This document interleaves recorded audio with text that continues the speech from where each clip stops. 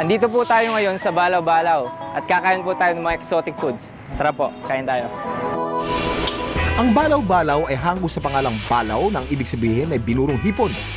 Itinayo ito ng pintor na si Perdinand Bocalan noong 1983. Si Perdinand din ang isa sa mga tourism officer na nagtaguyod ng tradisyon ng Gigantes noong dekada 80. Nang manirahan ng mga Kastila sa Angono, napansin nila ang mga ito'y laging nakapamewang, mapuputi at malalaki mga mata.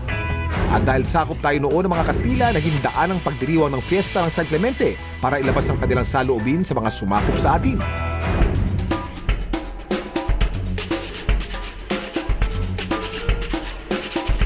Dito sa Balaw-Balaw Specialty Restaurant and Art Gallery, hindi ka lang mabubusog, mamamangha ka pa sa dami ng artwork.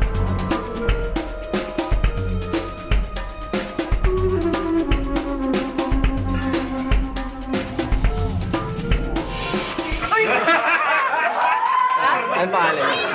AJ. Ano yung mga pinakamasarap na putahe nila dito? Dahon.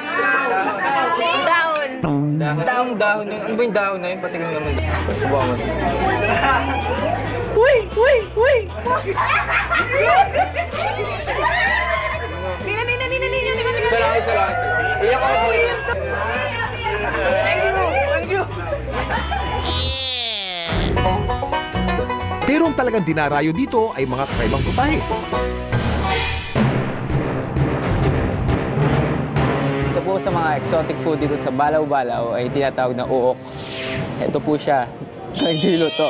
Ito po ay luto. At ang tawag po ito ay coconut worm. Uok. Tikman po natin. Seryoso to.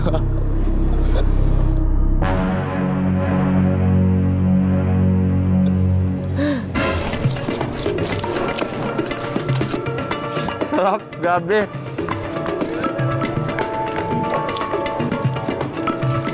Grabe yung pinakain nyo. Uok. First time ko palang kumain nun. First time ko palang nakatikim ng uok. Tapos, masarap naman. Masarap. Pero, may ibang lasa siya sa huli.